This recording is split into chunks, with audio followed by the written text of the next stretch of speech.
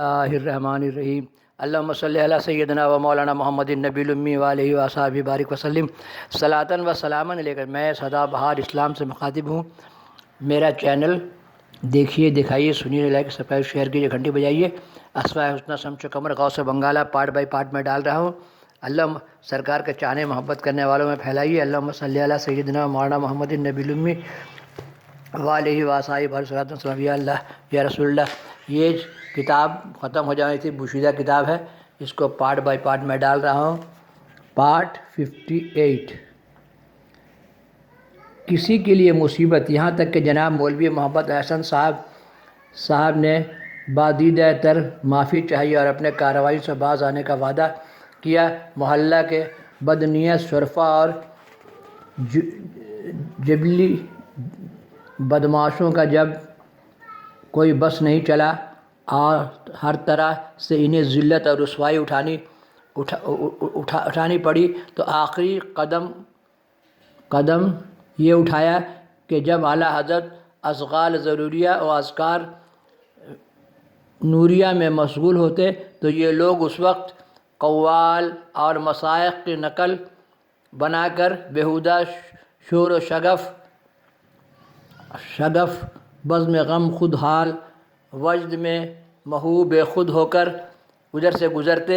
اس نئی ترغیب اذیت سے آپ کو روحانی تکلیف ہوئی اور آپ نے مکان رہائش بدل دینا چاہا، لیکن ہفتہ عشرہ میں اللہم صلی علی سیدنا و مولانا محمد النبی الامی وآلہ وصحبہ بارک وسلم بدمعاشوں نے اللہم صلی علی سیدنا و مولانا محمد النبی غیبی تھپڑوں سے ٹھکانے لگ گئے اور آپ کے محلے کو ایک زمانہ اللہم صلی علی سیدنا و مولانا محمد النبی الامی وآلہ وصحبہ بارک وسلم صلاۃ و سلاما علیک یا رسول اللہ صلی اللہ علیہ وسلم۔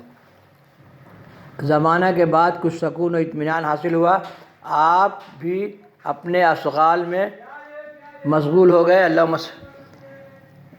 اللہم صلی علی سیدنا و مولانا محمد النبی الامی وآلہ وصحبہ بارک وسلم صلاۃ و اپنے اشغال میں دل جمعی کے ساتھ لگ گئے اور نقل مکانی کا ارادہ ترک کر دیا۔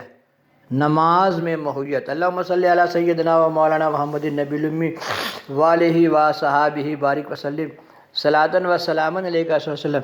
جب اکثر و بیشتر فرض نمازیں بھی خانقاہی میں ادا فرماتے، اللہم صلی علی سیدنا و مولانا محمد النبی الامی وآلہ وصحبہ بارک وسلم صلاۃ و سلاما علیک یا رسول اللہ صلی اللہ علیہ وسلم۔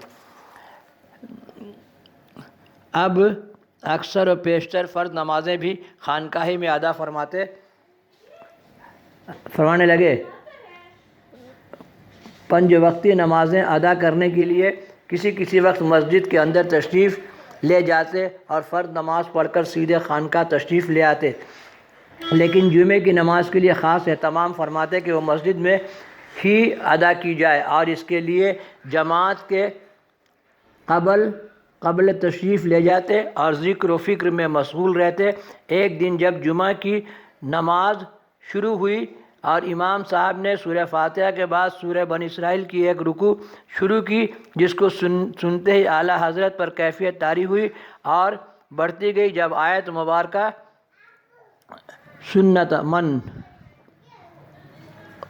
قد ارسلنا تلاوت کی گئی تو آپ کو یار ضبط نہ رہا اور بے ہوش ہو کر گر پڑے۔ اب یہی کیفیت اکثر جماعتوں میں ہو جاتی تھی، جس کی وجہ سے لوگوں کو شکایت کا موقع ملتا اور آپ کو خانقاہ کے اندر نماز پڑھنے کے لیے مجبور ہونا پڑا اور پھر خانقاہ میں مسجد بنا لی۔ اللہم صلی علی سیدنا و مولانا محمد النبی الامی وآلہ وصحبہ بارک وسلم صلاۃ و سلاما علیک۔ میرا گوشہ تکفر تیری بزم سے نرالا، اللہم صلی علی سیدنا و مولانا محمد النبی الامی وآلہ وصحبہ بارک وسلم صلاۃ و سلام علیہ رسول اللہ۔ آپ کی کیفیت میں پھر تبدیلی آئی اور جس قدر ذوق و شوق کے ساتھ مسجد میں تشریف لے جاتے تھے اس میں فرق آ گیا اور حجرہ مبارک کے ہی نماز ادا کرنے لگے۔ آوازوں میں اتنی تبدیلی آ گئی کہ صرف آواز سن کر کوئی آپ کو پہچان نہیں پاتا۔